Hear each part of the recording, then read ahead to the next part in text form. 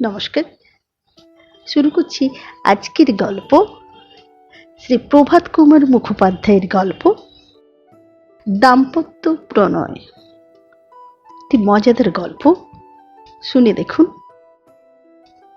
দাম্পত্য প্রণয়।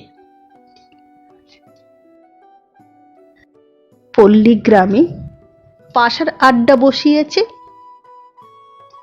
যাহারা খেলিতেছেন তাহারা এক মনেই খেলিতেছেন, অপর যাহারা জমায়েত হইতেছেন তাহারা গুরুক ফুঁকিতেছেন এবং নানাবিধ গল্প করিতেছেন। এমন সময় প্রৌঢ় বয়স্ক সীতারাম দত্ত আসিয়া প্রবেশ করিলেন। সভায় আসন গ্রহণ করিয়ে বেণী বসুকে লক্ষ্য করিয়া বলিলেন, শুনেছ বসজা, এবার তারকেশ্বরে যে ভারী ধুম। তাই? চড়ক মেলায় নাকি? হ্যাঁ হ্যাঁ, চড়ক মেলায়। মোহন তো এবার কাশি থেকে আর কলকাতা থেকে খ্যামটার নাচ আনাচ্ছে। গোবিন্দ অধিকারীর যাত্রা তো আছে। আবার কলকাতায় নাকি একরকম ছিয়াচার উঠেছে, তাও একদল আসবে। পশ্চিম থেকে ভুরে খাঁ, চাঁদ খাঁ এসেছে, তারা ভোজবাজি দেখাবে। সে নাকি একেবারে আশ্চর্য কাণ্ড। বসুজা বলিলেন, বটে, এবার তাহলে তো ভারী ধুম দেখতে পাই।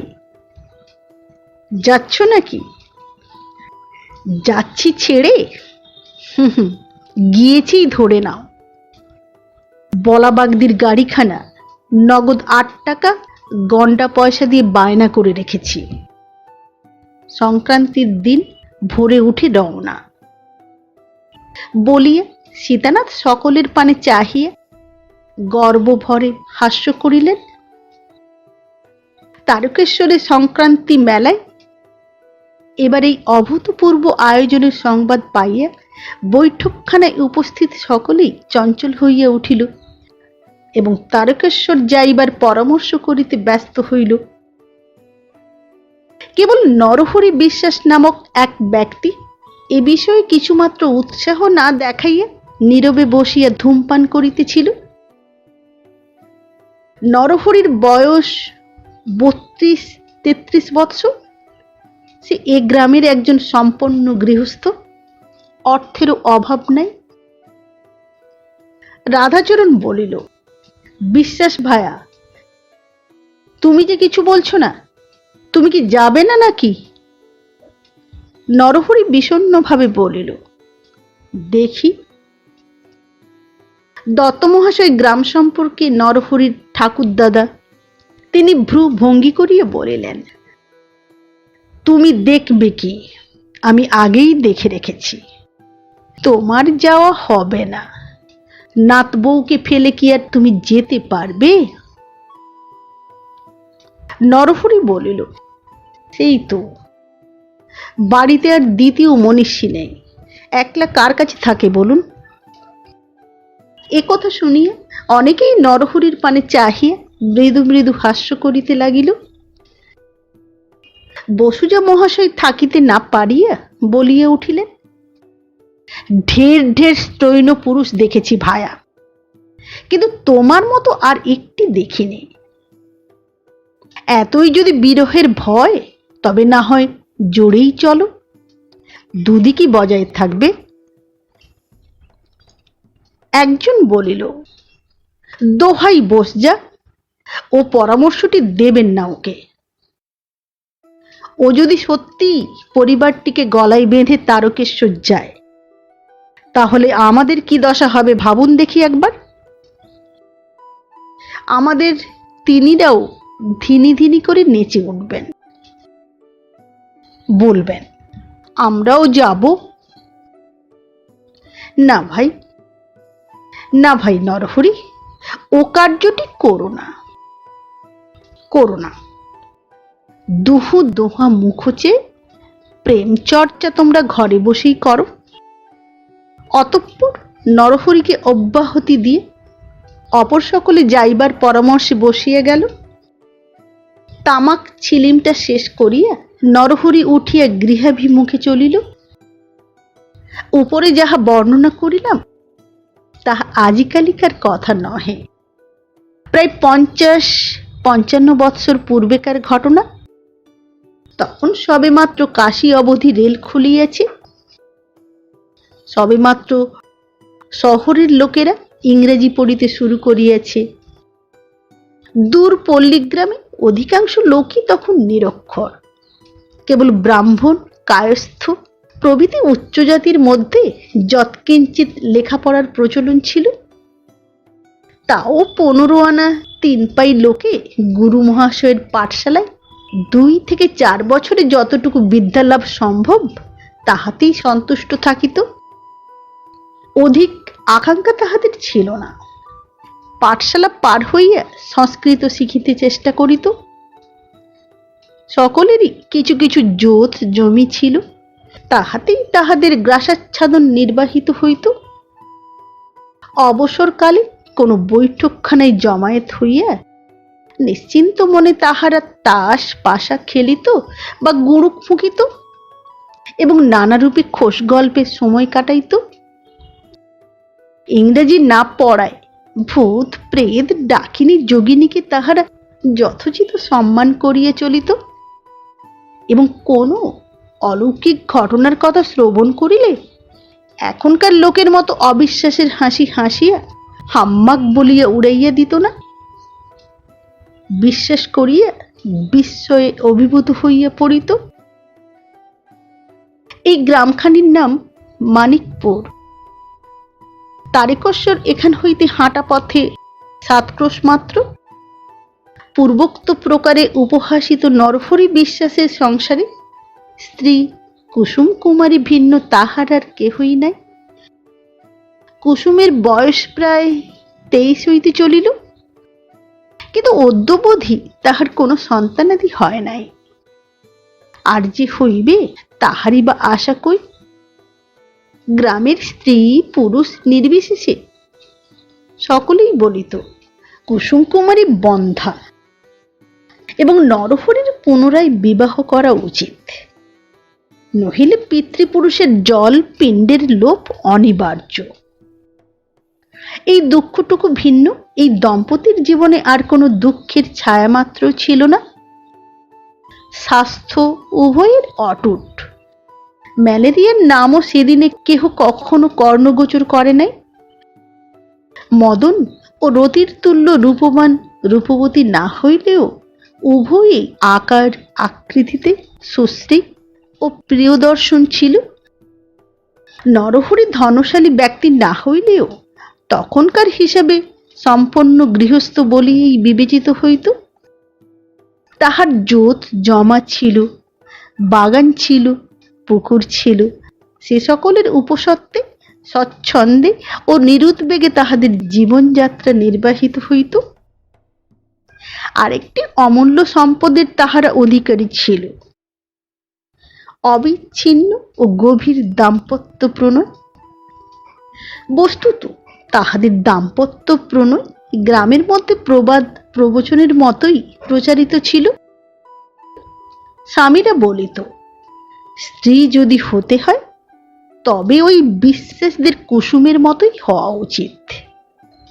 স্ত্রীরা বলিত, স্বামী যদি হতে হয় তবে ওই নরহরি ঠাকুরপুর মতোই যেন হয়। আজ প্রায় 15-16 বৎসর হলো ওদের বিয়ে হয়েছে, এখনো পর্যন্ত দুটিতে যেন জোটের পায়রা। কিন্তু এ সকল মন্তব্য তাহারা প্রায়ই নিজ নিজ দাম্পত্য কলহের সময়ই প্রকাশ করিত। সুস্থ মনে পুরুষেরা বলিত, বুড়া হইতে চলিল, এ বয়সেও সেই 20 বছরের ছোঁড়ার মতো। পলকে প্রলয় গনিয়া স্ত্রীর আঁচল ধরিয়া বেড়ানো নরহরির নির্লজ্জ ন্যাকামি ছাড়ার কিছুই নহে। স্ত্রীলোকেরা বলিত, বুড়ি মাগি, সময়ে একটা মেয়ে জন্মালে আজ নাতির দিদিমা হতো। এ বয়সে 14 বছরের ছুঁড়ির মতো প্রাণনাথ বলে স্বামীর গায়ে ঢলে ঢলে পড়া, গলায় দড়ি ইত্যাদি। এ সকল মন্তব্য যে এই দম্পতির কানে আসিয়া পৌঁছিত না এমন নহে, শুনিয়া তাহারা হাসিত মাত্র এবং পরস্পরকে অধিক আদরে সোহাগে ডুবাইয়া রাখিত। মহা ধুমধামের সহিত তারকেশ্বরে চড়ক মেলা আরম্ভ হইয়া গিয়েছে। চড়ক তো মাত্র একদিন, কিন্তু মেলাটি সপ্তাহকাল থাকিবে। মানিকপুরের অধিকাংশ পুরুষই কেহ গোশকটে, কেহ পদব্রজে তারকেশ্বরে আসিয়াছে এবং বলা বাহুল্য পথে নারী বিবর্জিতা নীতির অনুসরণ করিয়া কেহই নিজ স্ত্রী কন্যা ভগিনীকে সঙ্গে লয় নাই। 2 থেকে 3 দিন পরে গ্রামবাসী কেহ কেহ মেলা দেখিয়া ফিরিয়া আসিল এবং উৎসবের বর্ণনায় যাহারা যায় নাই বা যাইতে পায় নাই তাহাদিগকে ব্যস্ত ও চঞ্চল করিয়া তুলিল। 3রা বৈশাখ অপরাহ্নকালে পাড়ার 3 থেকে 4 জন বর্ষীয়সী বিধবা স্ত্রীলোক কুসুম কুমারীর কাছে আসিয়া ধরিয়া বসিল। এত ধুমধাম আমরা কিছুই কি তার দেখতে পাবো না? সংসারে কি কেবল খেটে মরতেই এসেছি? তোমার স্বামীকে বলো আমাদের সকলকে তারকেশ্বরে নিয়ে চলুন। খুড়িমা জ্যাঠাইমা যাহার সহিত যে সম্বন্ধ, সেই সম্বন্ধ অনুসারে সম্বোধন করিয়া কুসুম বলিল, কিন্তু শুনলাম সেখানে যেরকম ভিড় হয়েছে বাসা পাওয়াই যে শক্ত হবে। পুরুষ মানুষেরা গাছতলাতেও পড়ে থাকতে পারে, কিন্তু আমরা মেয়ে ছেলে তো তা পারবো না। এক বৃদ্ধা কহিলেন, সেই জন্য কোনো ভাবনা নেই। আমার ভাইঝির বিয়ে হয়েছে তারকেশ্বরের খুব কাছে, এমনকি সে গ্রামের বাইরে বেরুলেই মন্দিরের চূড়ো দেখতে পাওয়া যায়। সেইখানে গিয়ে আমরা থাকবো। এখন আমি যখন বাবাকে দর্শন করতে যাই সেইখানে গিয়েই তো থাকি। জামাইটি বড় ভালো, অবস্থাও বেশ সচ্ছল, আমাদের গুরুর আদরে রাখবে, তুমি দেখো।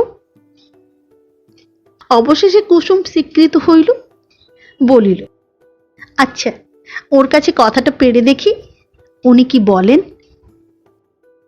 পূর্বোক্ত বৃদ্ধা হাসিয়া বলিলেন, ও গো নাতবো, তুই যদি বায়না নিস তো নাতির সাধ্যি নেই যে সে কথা ঠেলে, বুঝলি।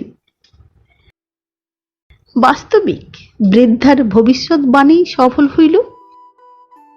নরহরি সম্মত হইল।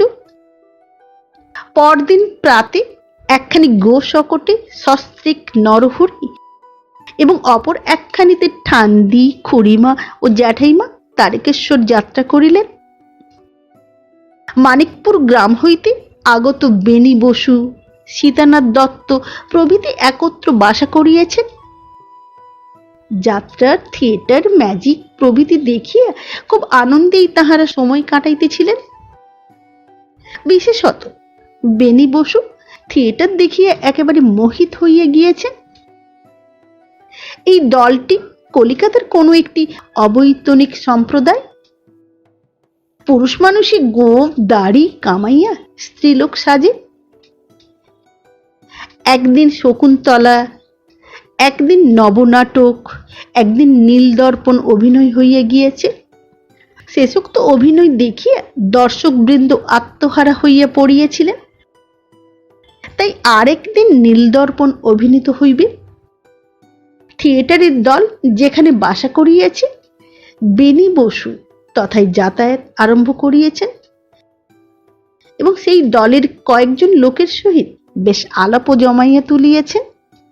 সীতানাথ ঠাকুরদার সঙ্গে তিনি পরামর্শ করিয়াছেন, গ্রামে ফিরিয়া তথায় একটি থিয়েটারের দল খুলিতে হইবে। এই অবৈতনিক সম্প্রদায়ের বিশিষ্ট অভিনেতা শিবনাথ সান্যাল এ বিষয়ে ইহাদিগকে যথাসাধ্য সাহায্য করিতে প্রতিশ্রুত হইয়াছেন।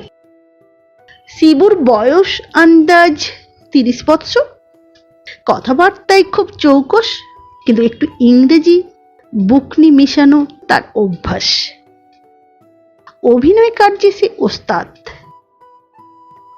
পাকাপাকি পরামর্শ করিবার জন্য বেনি আজ শিবনাথকে নিজেদের বাসায় নিমন্ত্রণ করিয়েছেন।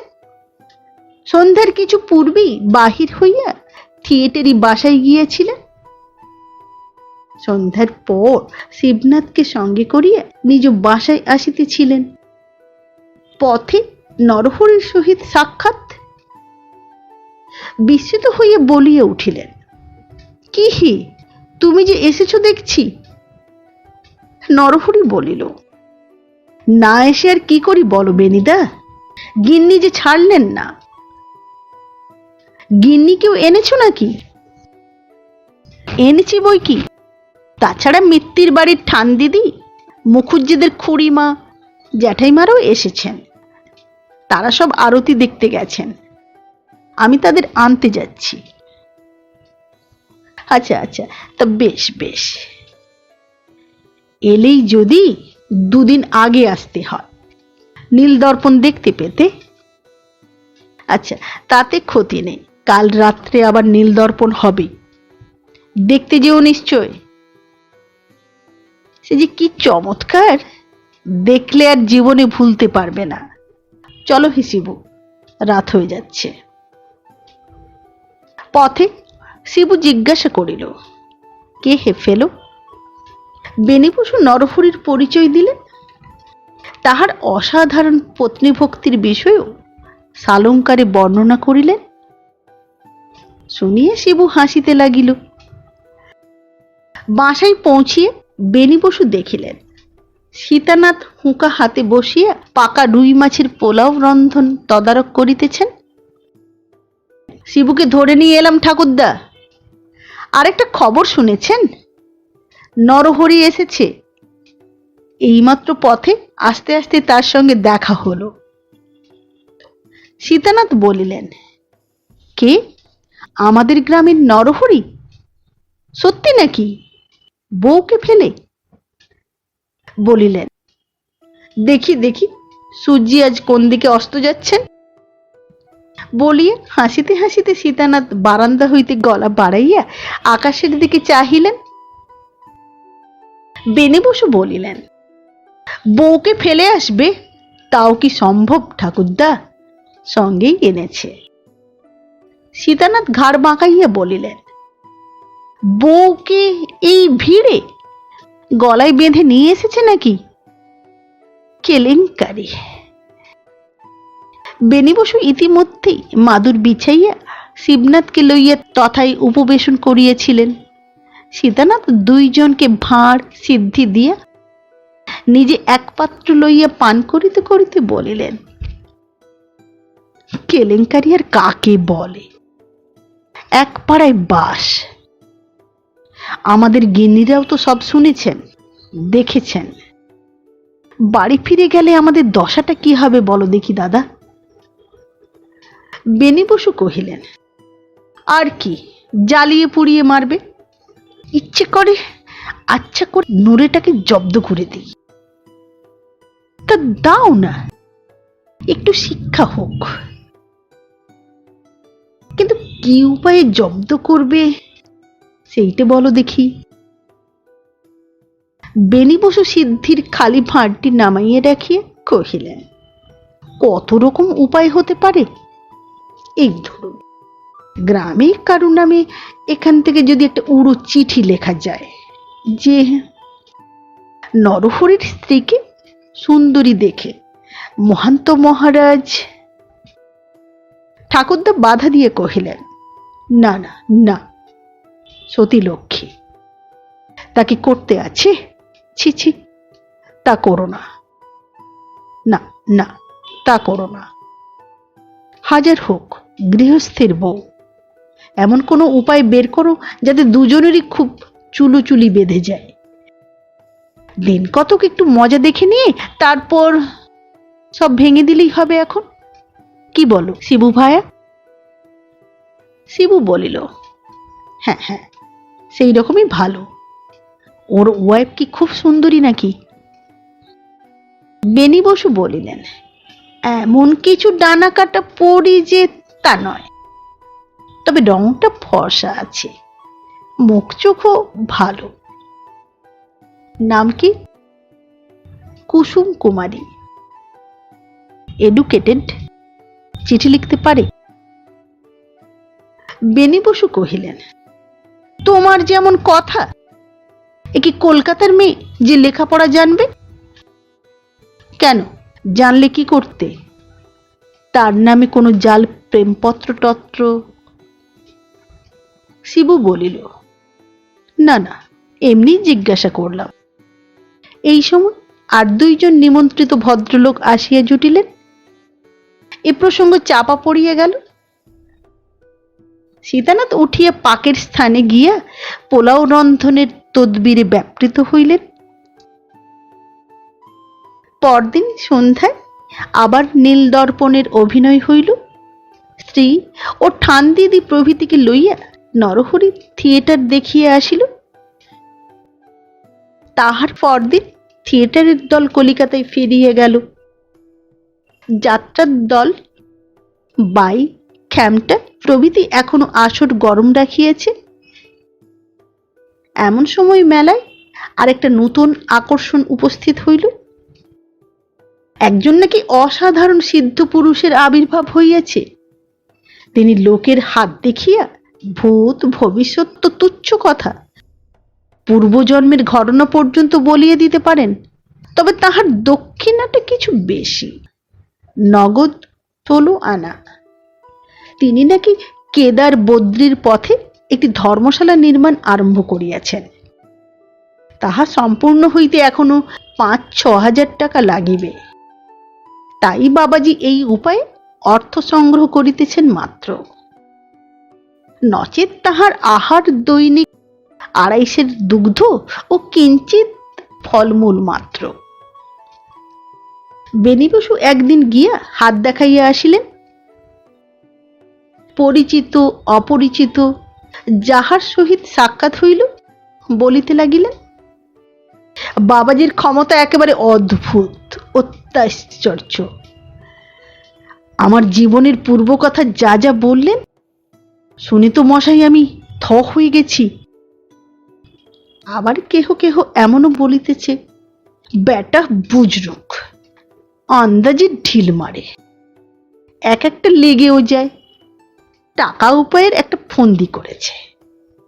কিন্তু তথাপি হাত গনাইবার লোকের অভাব হইতেছে না। বাবাজি নিয়ম করিয়ে দিয়েছেন, বেলা 8টা হইতে 11টা পর্যন্ত স্ত্রীলোক এবং অপরাহ্ন 2টা হইতে 6টা পর্যন্ত পুরুষগণের হাত দেখিবেন।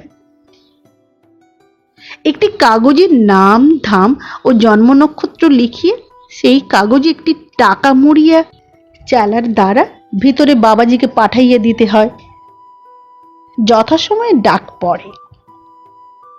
সেদিন সন্ধ্যার পর রন্ধন করিতে করিতে খুড়িমা নরহরির স্ত্রী কুসুমকে বলিলেন, আচ্ছা বৌমা, তুমি একবার গিয়ে হাত দেখাও না কেন?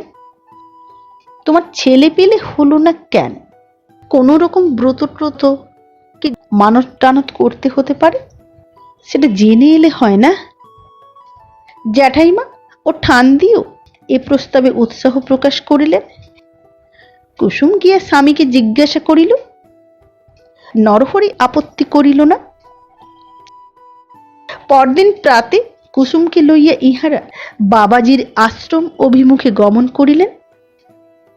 নিয়ম অনুসারে নাম ও জন্ম নক্ষত্র লেখা কাগজে একটি টাকা মুড়িয়া চেলা বাবাজির দ্বারা ভিতরে পাঠাইয়া দিয়া বাহিরে বসিয়া অপেক্ষা করিতে লাগিলেন।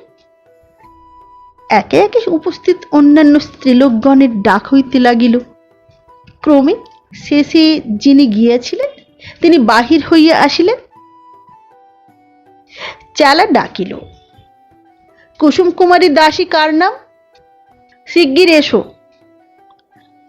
কুসুম উঠিল। ভিতরে যাইতে তাহার পা কাঁপিল। প্রবেশ করিয়া দীর্ঘ জটা জুটো ধারী ভস্মাচ্ছাদিত দেহ বাবাজিকে দেখিয়ে তাহাকে সাষ্টাঙ্গে প্রণাম করিল। বাবাজি বলিলেন, জিতারাও বেটি, তুমি কি জানতে চাও বলো? বলো বেটি। কুসুম সভয় কণ্ঠে বলিল, আজ 15 বছর হলো আমার বিয়ে হয়েছে বাবা, আজ পর্যন্ত একটি সন্তানের মুখ দেখতে পেলাম না। তাই আমরা স্ত্রী পুরুষ বড়ই মনের দুঃখে আছি বাবা। কি পাপে এরকম হলো? কি করলে সে পাপ খণ্ডাতে পারে বাবা? সেইটা যদি বাবা দয়া করে আমায় বলে দেন। বাবাজি বলিলেন, তোমার একটি সন্তান দরকার। কি সন্তান চাও? পুত্তুর? পুত্তুর সন্তান না কন্যা সন্তান? তার জন্য চিন্তা কি?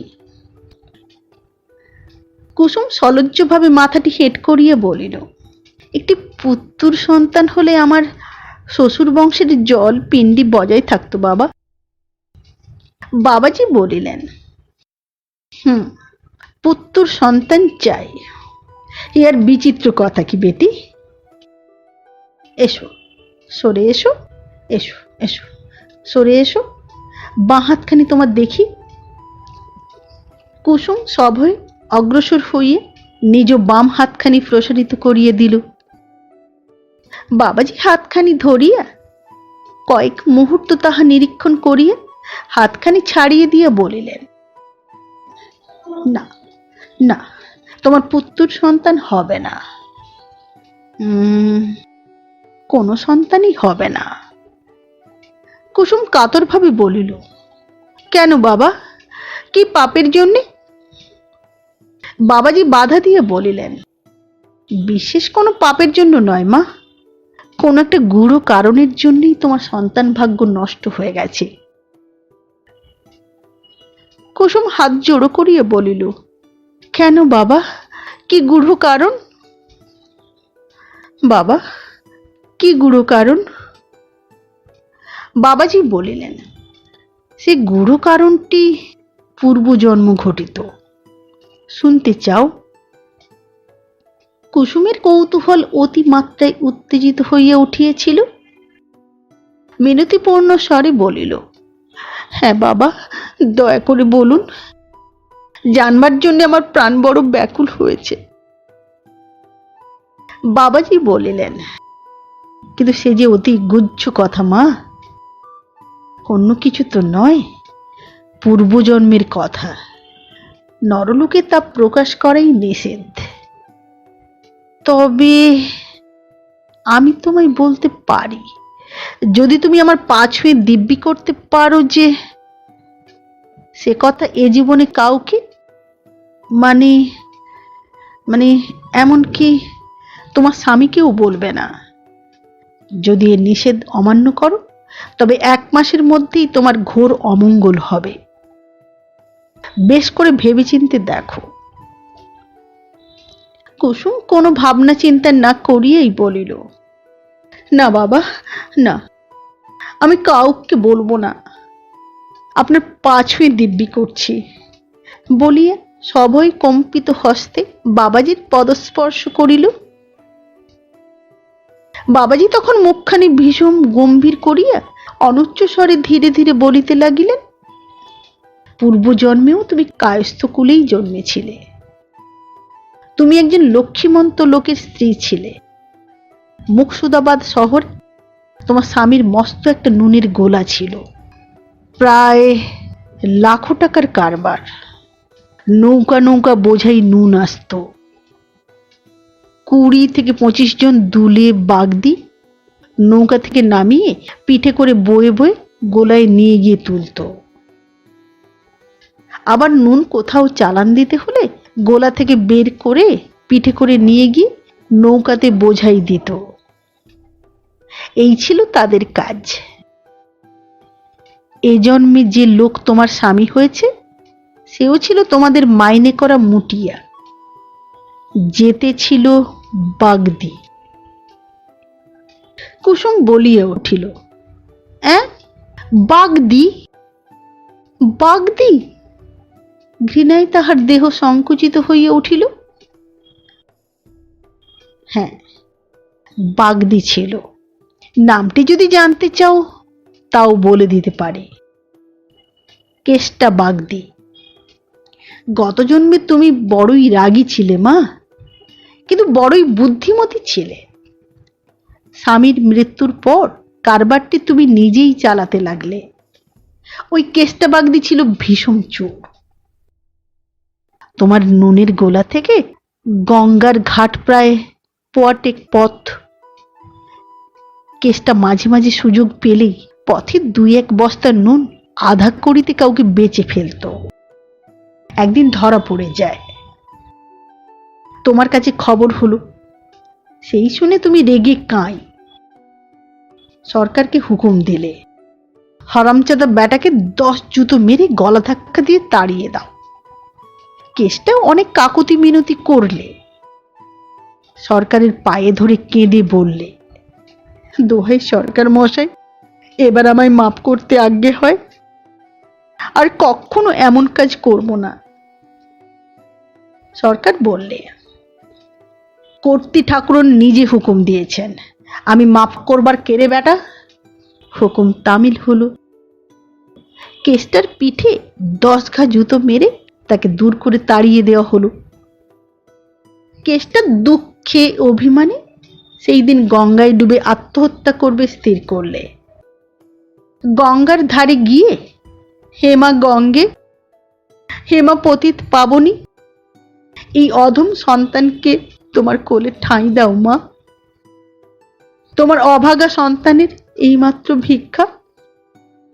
মা, আর জন্মে আমি ওই হারামজাদি কর্ত্রী ঠাকুরনকে যেন উঠতে বসতে জুতো পেটা করতে পারি। এই বলতে বলতে কেষ্টা গঙ্গায় ঝাঁপ দিয়েছিল। কুসুম বলিল, সে আমায় জুতো মারতেই চেয়েছিল, তবে আমার স্বামী হয়ে জন্মালো কেন? বাবাজি বলিলেন, এইটা আর বুঝতে পারলে না মা? নিজের বিবাহিতা স্ত্রী ছাড়া অন্য স্ত্রীলোককে কি জুতা মারা চলে? শাস্ত্রের নিষেধ যে। কথাগুলি শুনিয়ে কুসুমের তখনই বিশ্বাস হইল না।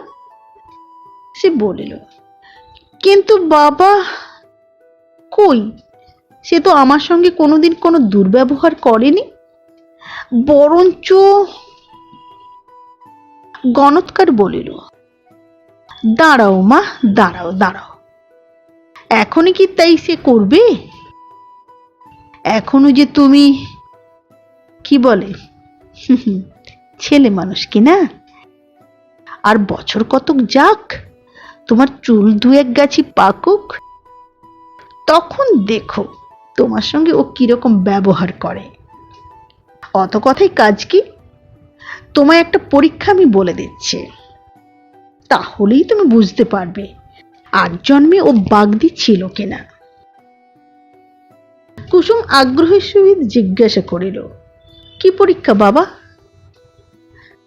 বাবা বলিলেন, ও যখন ঘুমবে তুমি ওর পিঠ চেটে দেখো। আর জন্মে পিঠে নুন বয়ে বয়ে পিঠ এমন নোনতা হয়ে গেছে যে এখনো 2-3 জন্ম লাগবে ওর সেই নুন কাটতে। আচ্ছা আচ্ছা আচ্ছা, এখন ঘরে যাও মা, অনেক লোক এখনো অপেক্ষা করছে। কুসুম তখন গণৎকার ঠাকুরকে প্রণাম করিয়া ম্লান মুখে সজল নয়নে বিদায় গ্রহণ করিল। বাসায় পৌঁছিলে সুযোগ মতো নরহরি আসিয়া তাহাকে জিজ্ঞাসা করিল, হাত দেখে বাবাজি কি বললেন? কুসুম সংক্ষেপে উত্তর করিল, ছেলে হবে না বললেন, বলিয়ে ম্লান মুখে চলিয়া গেল।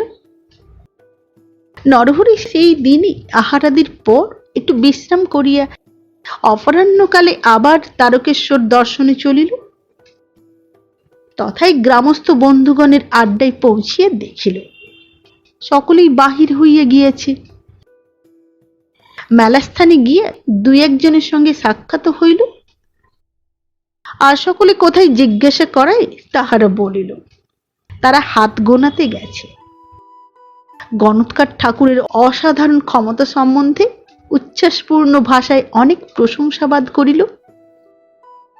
বলিল, আমরাও যাচ্ছি, যাবে নাকি? যাবে নাকি তুমি? নরহরি ভাবিল, কুসুম তো হাত দেখাইয়া গিয়েছে, গণৎকার ঠাকুর তাহাকে বলিয়ে দিয়েছেন সন্তান হইবার কোনো আশাই নাই। যাই না, আমিও হাত দেখাই। আমাকেই বা কি বলেন শোনা যাক। আমি যে কুসুমের স্বামী তাহা তো আর ঠাকুর জানেন না। তাহার যথার্থ গণনা শক্তি আছে অথবা বুজরুকি মাত্র, তাহা পরীক্ষা করিবার এই সুযোগ। বলি নরহরি বলিল, বেশ চলো, আমিও হাত দেখাবো। যথাস্থানে উপস্থিত হইয়া নাম ধাম ও জন্ম নক্ষত্র লিখিত কাগজে জড়াইয়া একটি চেলার দ্বারা ভিতরে পাঠাইয়া নরহরি অপেক্ষা করিতে লাগিল। কিয়ৎক্ষণ পরে তাহার ডাক হইল। নরহরি ভিতরে গিয়া প্রণাম করিতে বাবাজি গম্ভীর স্বরে বলিলেন, কি তোমার মনস্কামনা বলো বাবা। নরহরি বলিল, মনস্কামনা এমন বিশেষ কিছু নয়। আমার হাতটা একবার দেখুন, আমার আয়ুস্থান ধনস্থান এইগুলো সব কেমন সেইটি জানবার অভিলাষ। আচ্ছা আচ্ছা, সরে এসো, দাও দাও, হাত দাও দেখি। নরহরি বাবাজির নিকট বসিয়ে নিজ দক্ষিণ হস্তখানি প্রসারিত করিয়ে দিয়ে বাবাজির পরিচ্ছদটি দেখিতে লাগিল। এত টাকা রোজগার করিতেছেন, কিন্তু ও কি বৈরাগ্য! আলখাল্লাটি ছেঁড়া এবং তালি দেওয়া, তাও রং মিলে নাই। অথচ ইচ্ছে করিলে ইনি রোজ একটা নতুন রেশমি আলখাল্লা কিনিয়া পরিতে পারেন। বাবাজি কিয়ৎক্ষণ নরহরির হস্ত নিবিষ্ট চিত্তে পরীক্ষা করিয়া বলিলেন, তোমার আয়ুস্থান তো তেমন সুবিধে নয় বাবা। 52 বছর মাত্র তোমার পরমায়ু। ওই সময় তোমার অপঘাত মৃত্যু ঘটিবে, বিষ প্রয়োগে তোমার মৃত্যু, তা বেশ স্পষ্টই বোঝা যাচ্ছে। শুনি নরহরি শিহরিয়া উঠিল, বলিয়া উঠিল, বলেন কি ঠাকুর? ঠাকুর বলিলেন, আমি কি বলছি? বলছে তোমার অদৃষ্ট লিপি। ধনস্থান বড় মন্দও নয়। 40 বৎসর হলে হঠাৎ কোনো উপায়ে তোমার বিপুল ধনাগম হবে। যশ জিনিসটা ধনেরই অনুগামী কিনা। তারপর পুত্রস্থান, কই না, এখানে তো কিছুই নেই, একেবারে শূন্য যে। তোমার কি কোনো ছেলে পিলে হয়েছে? নরহরি হতাশভাবে বলিল, না। বাবাজি বিষণ্ণভাবে মাথাটি নাড়িয়ে বলিলেন, একদম শূন্য। কেন বাবা, পুত্র সন্তান আমার শূন্য হলো কেন? এটা খণ্ডাবার কি কোনো উপায় নেই? কোন রকম ব্রত ট্রত কি যাগযজ্ঞ করলে দোষটি খণ্ডাতে পারে না? বাবাজি জিজ্ঞাসা করিলেন, তোমার কয় স্ত্রী? একটি মাত্র। বাবাজি ঠোঁট গুটাইয়া বলিলেন, সে আমি তোমার হাত দেখেই বুঝতে পেরেছি। এই স্ত্রীর গর্ভে তোমার সন্তান হওয়া একেবারেই অসম্ভব। তবে যদি অন্য বিবাহ করো তাহলে সন্তান আপনিই হবে। তার জন্য যাগযজ্ঞ কিছুই করতে হবে না, কিন্তু এ স্ত্রী হতে হবে না। শুধু তাই নয় বাবা, এই স্ত্রীকে তুমি বেশি লাই দিও না। কেন বাবা, লাই দিলেই বা কি অশুভ হবে, আর না দিলেই বা কি শুভ ফল হবে? বাবাজি বলিলেন, লাই দিলে মাথায় উঠবে। আসল কথা শুনতে চাও? সে কিন্তু গত জন্মের কথা। বেশ তো, বলুন না বাবা।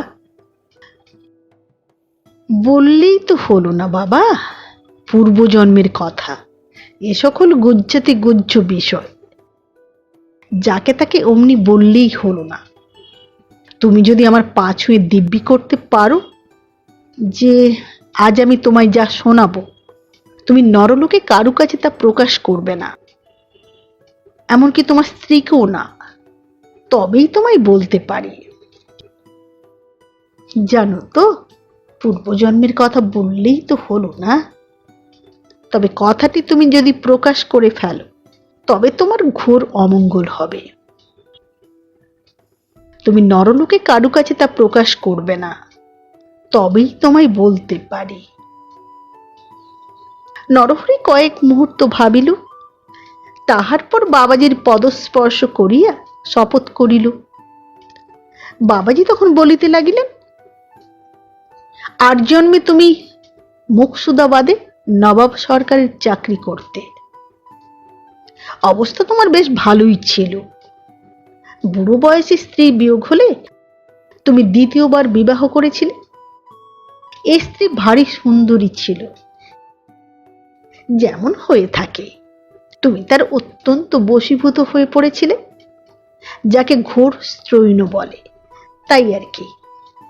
তোমার একটি কুকুর ছিল, ঠিক কুকুর নয়, কুক্কুরি। তোমার আগেকার স্ত্রী সেই কুক্কুরিটিকে বড়ই ভালোবাসতেন। তোমার এই দ্বিতীয় পক্ষটি সেই জন্য কুক্কুরিটিকে মোটেই দেখতে পারত না, তাকে মারত, ভালো করে খেতে দিত না। একদিন সে কুকুরটিকে এক লাথি মেরেছিল। কুকুরটি রাগ না সামলাতে পেরে খ্যাঁক করে তার পায়ে কামড়ে দেয়।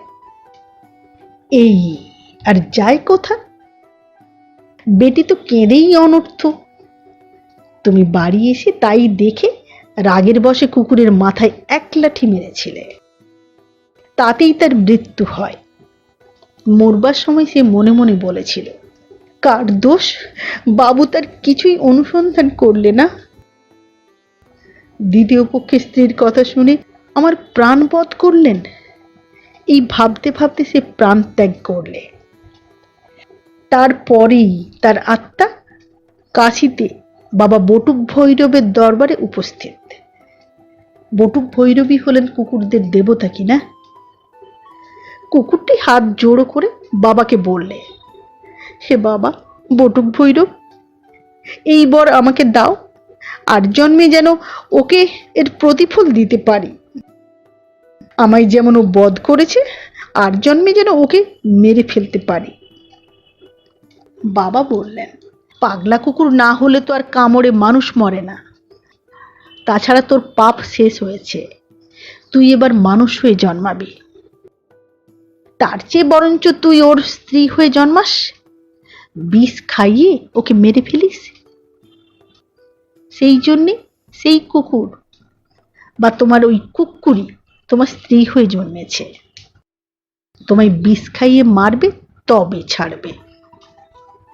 নরহরি বলিল, কি বলেন আপনি? আমার স্ত্রী আর জন্মে কুকুর ছিল, আমিই তাকে মেরে ফেলেছিলাম। এ কথা কেমন করে বিশ্বাস করি? বাবাজি গম্ভীরভাবে বলিলেন, বিশ্বাস করা না করা তোমার ইচ্ছা।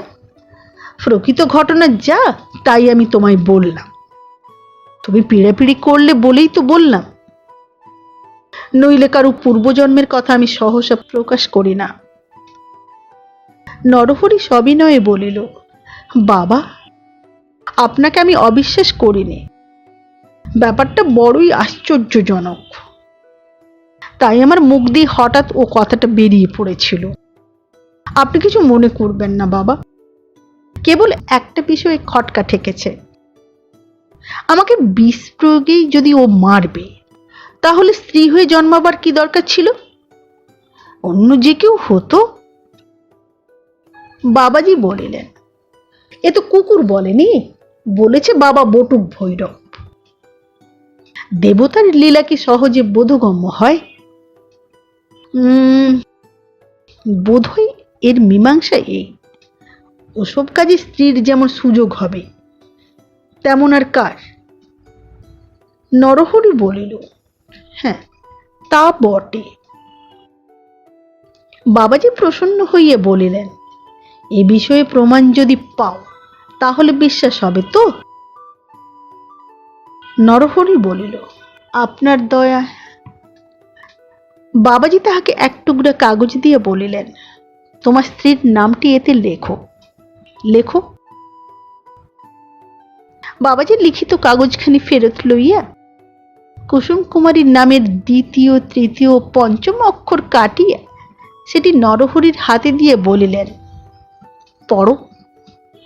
নরহরি পড়িল, কুকুরি। তাহার গা শিহরিয়া উঠিল। নির্বাক বিস্ময় সে স্তব্ধ হইয়া রহিল। বাবাজি বলিলেন, আরো প্রমাণ আছে। রোজ রাত্রে তুমি ঘুমুলে, কুকুরের যা সধর্ম, তোমার স্ত্রী তোমার পিঠ চাটে, কোনোদিন জানতে পারো নাকি? আজ্ঞে না, আমার ঘুমটা খুব গভীর হয়। আচ্ছা আচ্ছা, একদিন ঘুমের ভান করে পিছু ফিরে শুয়ে থেকো, তাহলেই দেখতে পাবে। নরহরি বিদায় গ্রহণ করিল। মেলায় আর কোনো তামাশা দেখা তাহার আর ভালো লাগিল না। তারকেশ্বরে থাকিতেই আর ভালো লাগিল না। পরদিন ঠান্দি, খুড়িমা ও জ্যাঠাইমার বিস্তর প্রতিবাদ সত্ত্বেও সকলকে লইয়া নরহরি বাড়ি ফিরিল। সেদিন সন্ধ্যার পর সীতানাথ দত্তের তারকেশ্বরের বাসায় শিবনাথ তাস খেলিতে আসিল। সীতানাথ জিজ্ঞাসা করিলেন, কি হলো হে শিবু?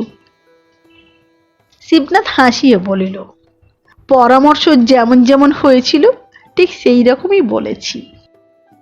কিন্তু দাদা যাই বলো, ছুরিটাকে যখন বললাম তোমার হাজব্যান্ড আর জন্মে বাগদি ছিল, তখন তার মুখখানি এমন ফ্যাকাশে হয়ে গেল যে দেখে আমার ভারী দুঃখ হতে লাগলো।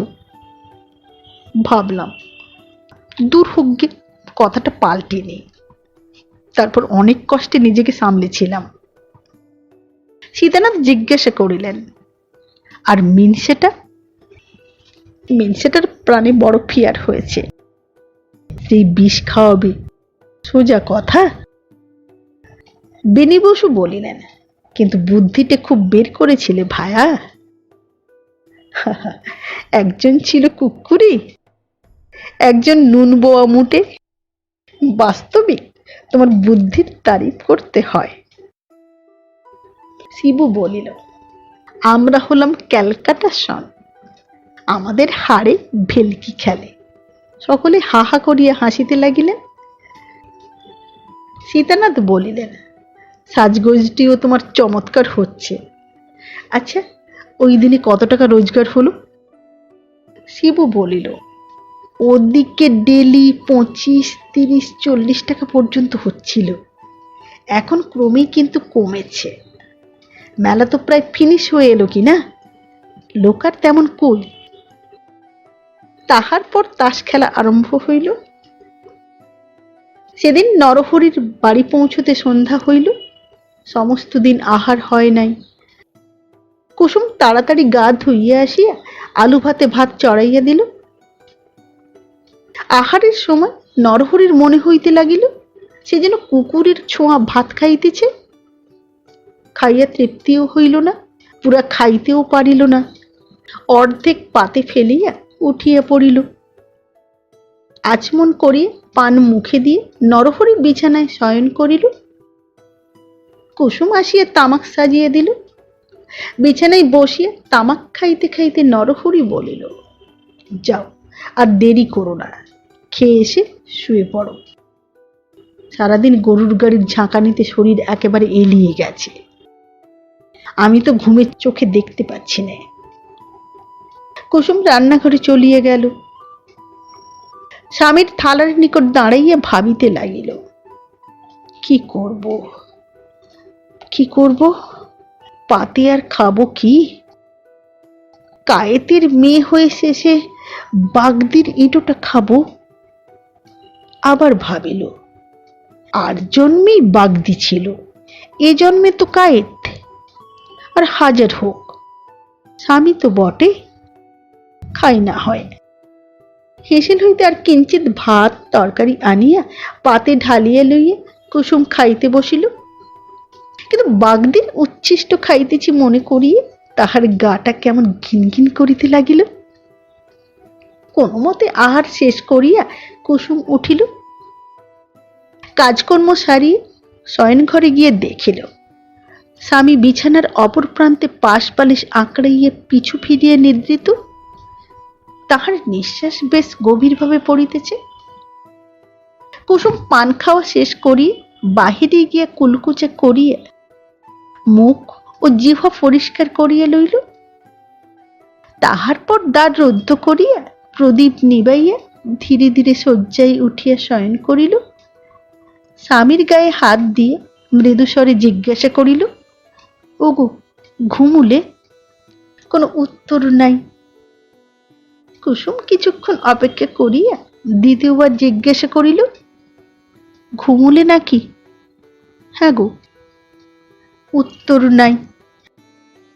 কুসুম তখন স্বামীকে গভীর নিদ্রায় নিমগ্ন বুঝিয়া জিহ্বা দ্বারা ধীরে ধীরে তাহার পৃষ্ঠদেশ লেহন করিতে লাগিল।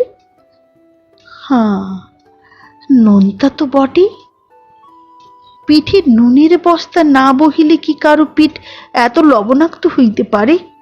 বাবাজির কথায় কুসুমের মনে একটু যাহা সন্দেহ ছিল এতক্ষণে তাহা দূরীভূত হইল। সে একটি দীর্ঘ নিঃশ্বাস ফেলিয়া উঠিয়া বসিল। কিছুক্ষণ বসিয়া রহিল।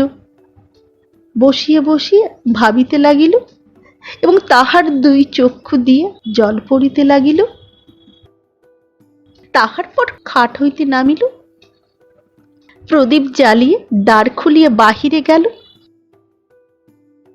নরহরি মাথা তুলিয়া একবার দ্বারের দিকে চাহিল। স্ত্রীর শাড়ির পশ্চাৎভাগ মাত্র দেখিতে পাইল।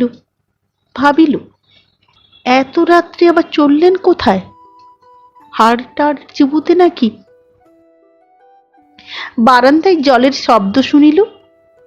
কুসুম কুলকুচা করিতেছে।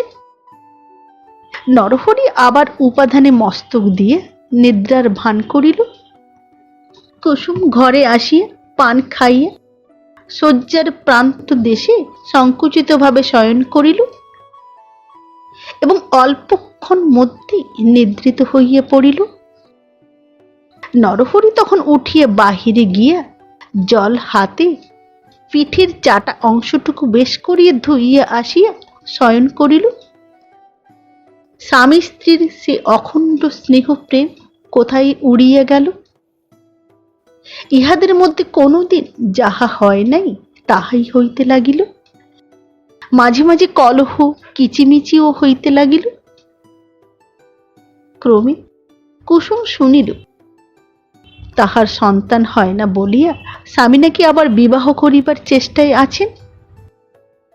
বলা বাহুল্য, এ সংবাদে কুসুমের মেজাজ আরো খারাপ হইয়া গেল। প্রস্তাবিত শখের থিয়েটারের দল খুলিয়াছে। সীতানাথ হইয়াছে অধ্যক্ষ। শিবনাথ কলিকাতায় গিয়েই একখানি শকুন্তলা নাটক পাঠাইয়া দিয়েছিল।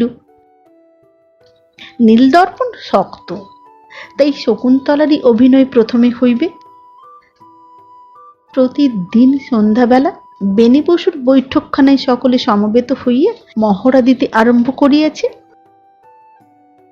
নরহরি একদিন এই আড্ডায় আসিয়া বলিল, আমিও সাজব, আমাকেও একটা কিছু পাঠ দাও।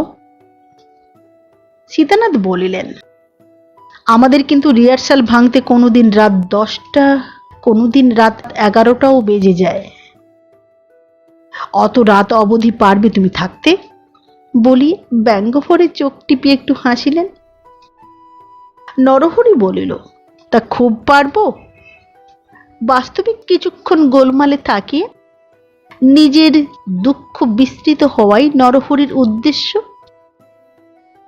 নরহরিকে রাজমন্ত্রীর পাঠ দেওয়া হইল। বিশেষ মনোযোগ ও পরিশ্রম সহকারে সে অভিনয় শিক্ষা করিতে লাগিল। কিছুদিন পরেই কলিকাতা হইতে শিবনাথ আসিয়া উপস্থিত হইল।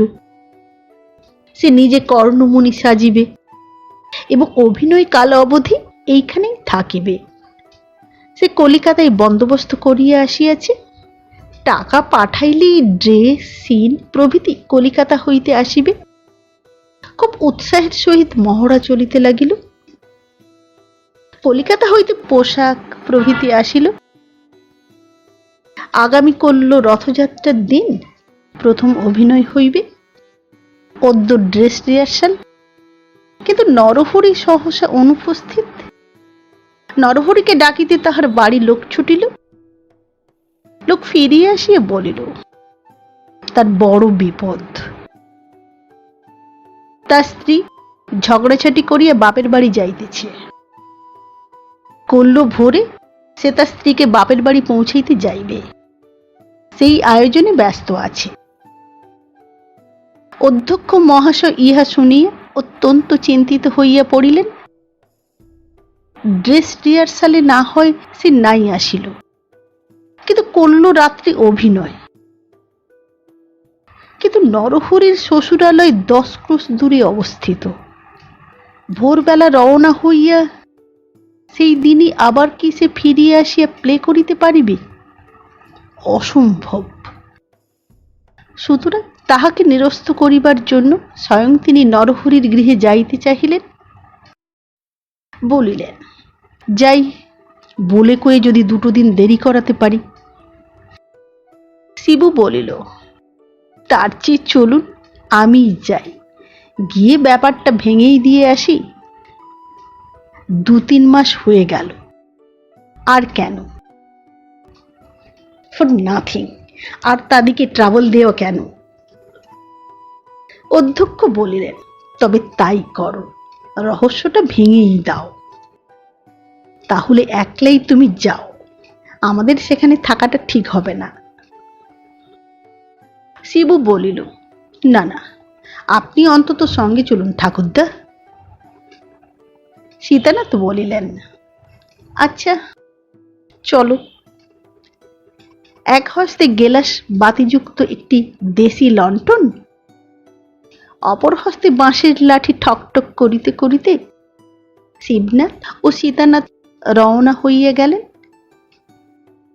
নরহরির বাসায় পৌঁছিয়ে ঠাকুরদা তাহার নাম ধরিয়া উচ্চস্বরে ডাকিতে লাগিলেন। নরহরি আসিয়া দরজা খুলিয়া ইহাদিগকে বৈঠকখানায় বসাইল। ঠাকুরদা বলিলেন, হ্যাঁ হ্যাঁ ভায়া, তোমাদের হয়েছে কি বলো দেখি। নরহরি মুখ গোঁজ করিয়া বলিল, হবে আবার কি? ঝগড়া হয়েছে। ঝগড়া হয়েছে? আমরা তো জানি আমাদের ঘরেই স্ত্রী পুরুষের মধ্যে ঝগড়াঝাটি হয়ে থাকে। তোমরা হলে এ গ্রামের আদর্শ দম্পতি, তোমাদের ঝগড়াঝাটি কিরকম? এই যে বিশ্বাস করতে পারা যায় না ভায়া। নরহরি বলিল, হ্যাঁ, আদর্শ দম্পতি তো কেমন? আমাদের বাতাস যেন আর কোনো দম্পতির গায়ে না লাগে। হ্যাঁ বটে, এমন ব্যাপার। কবে থেকে এরকমটা তোমাদের হয়েছে? মাস 2 হবে। সেই তারকেশ্বরের চৈত্র সংক্রান্তির মেলা দেখে ফিরে আসা অবধি। কি নিয়ে তোমাদের গন্ডগোল বলো দেখি? এমন বিশেষ কিছু নয়। কাল রাত্রে রিহার্সাল থেকে ফিরে এসে দেখি ও নিজের আহারাদি সেরে বিছানায় শুয়ে ঘুমোচ্ছে। আমার ভাতের থালা মেঝের উপর রাখা, একটা ঝুড়ি চাপা দেওয়া ছিল। ঘরে কুকুর ঢুকে ঝুড়ি ঠেলে সব খেয়ে গেছে। ভাতগুলো ছিটিয়ে লন্ডভন্ড করে রেখেছে। দেখে ভারী রাগ হলো, বিশেষ খিদের সময়। রাগ সামলাতে পারলাম না, চুল ধরে টেনে উঠিয়ে বসিয়ে পিঠে 1 কিল মেরে কেবল বলেছিলাম, দেখ দেখি হারামজাদি কি হয়েছে। তোর ভাইকে দিয়ে এসব যে খাইয়ে দিলি, এই রাত্রিরে আমি কি খাই? এ নিয়ে মহা গন্ডগোল বেঁধে গেল। সীতানাথ বুঝাইতে লাগিলেন, স্বামী স্ত্রীদের বিবাদ কোন সংসারে আর নেই? তাই বলে স্ত্রীকে বাপের বাড়ি চলে যেতে দেওয়া, এই বা কেমন কথা? 1 দিন 2 সবুর করো না, থিয়েটারটা হয়ে যাক, তারপরেই না হয়। নরহরি বলিল, গিন্নির রাগ যা হয়েছে, সে রাগ ভাঙানো শিবের অসাধ্য। সীতানাথ বলিলেন, বলো কি ভায়া, শিব তো এখানে উপস্থিতই রয়েছেন। যদি বলো তো ইনি একবার চেষ্টা করে দেখেন। সীতানাথ ও শিবনাথকে নরহরি অন্তঃপুরে লইয়া গেল। শিবনাথ গিয়েই কপট ভক্তি ভরে একটি প্রণাম করিয়া বলিল, বউ ঠাকুরন, কাল ভোরে তো আপনার কোনো মতেই যাওয়া হতে পারে না। অসম্ভব, আমরা সকলে এত ট্রাভেল নিয়ে থিয়েটার করছি, আপনি না দেখেই চলে যাবেন। বউ ঠাকুরন, তাহলে আমাদের মনে যে বড়ই আফসোস হবে। কুসুম ঘোমটা দিয়ে অবনত মুখে বসিয়া রহিল, কোনো কথা কহিল না। শিবনাথ বলিল, আপনি অর্ডার দেন, নুরু দাদাকে রিহার্সালে নিয়ে যাই। কাল তখন থিয়েটার দেখে পরশু হয়, তার পরদিন হয়, বাপের বাড়ি যাবেন এখন। কুসুম তাহার সেই ঘোমটার আবৃত মস্তক প্রবলভাবে চালনা করিয়ে নিজ অসম্মতি জানাইল। শিবনাথ বলিতে লাগিল, দেখুন বউ ঠাকুরন, নুরু দাদার কাছে সব হিস্ট্রি শুনলাম। উনি অবশ্য আপনার সঙ্গে যা করেছেন খুবই অন্যায় কাজ করেছেন, কিন্তু সেটা কি আপনার মাইন্ড করা উচিত? আপনি তো জানেন উনি আর জন্মে ছিলেন বাগদি, পুণ্য বলে এবারে কায়েস্তের ঘরে জন্মেছেন। এখনো সেই বাগদি স্বভাবটাই তো আছে। এক জন্ম কায়ে ধুলেই কি আর বাগদি জেন্টেলম্যান হয়? শুনি কুসুম স্তম্ভিত হইল এবং ঘোমটা কমাইয়া বক্তার মুখের পানে সন্দিগ্ধ দৃষ্টিতে এক নজর চাহিয়া দেখিল। নরহরি চটিয়ে উঠিয়ে বলিল, কি বলছো তুমি শিবু? আর জন্মে আমি বাগদি ছিলাম? শিবনাথ বলিল, ছিলে না, আবার ভণ্ডামি। বাগদি ছিলে, নুনের গোডাউনে মুটেগিরি করতে। সে কথা কি বউ ঠাকুরন জানেন না ভেবেছ? তোমার পিঠের নুন আজও কাটেনি, বউ ঠাকুরন তা চেটে দেখেছে। হয় কি না হয় ওকেই জিজ্ঞাসা করো না। কুসুম বলিল, ঠাকুরপো, আপনি এসব কথা কি করে জানলেন? নরহরি বলিয়া উঠিল, কি বলছো তোমরা সব? আমি আর জন্মে বাগদি ছিলাম, নুনের বস্তা পিঠে বইতাম, এইসব কথা আমার স্ত্রীকে কেউ বলেছে নাকি? কুসুম বলিল, ঠাকুরপো, তুমি কি তারকেশ্বরে সেই গণৎকার সন্ন্যাসী সেজেছিলে? নরহরি বলিল, সে সন্ন্যাসী কি তোমার চেনা লোক? শিবু বলিল, খুব চেনা, ওল্ড ফ্রেন্ড, তার কাছেই তো আমার গাঁজা খেতে শেখা। বউ ঠাকুরনকে তিনি কি বলেছিলেন, তোমায় কি বলেছিলেন, সবই তার নিজ মুখে আমি শুনেছি।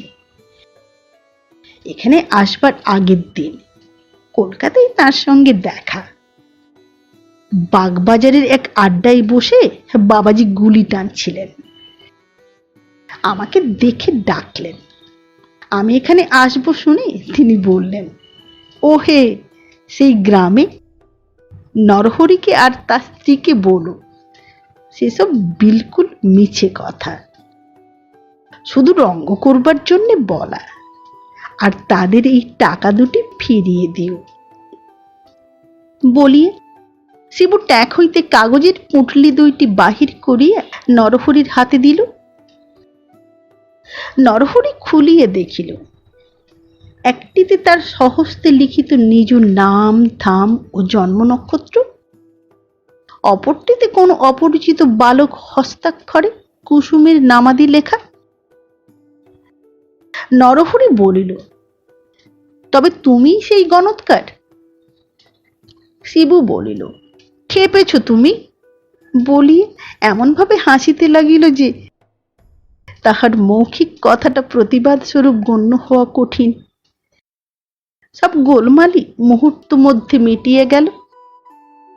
ড্রেস রিহার্সালের সময় নরহরি দেখিল তারকেশ্বরের গণৎকার ঠাকুরের অঙ্গে যে পোশাকটি দেখিয়ে আসিয়াছিল, সেই পোশাক পরিয়েই শিবু কর্ণমুনি সাজিয়েছে।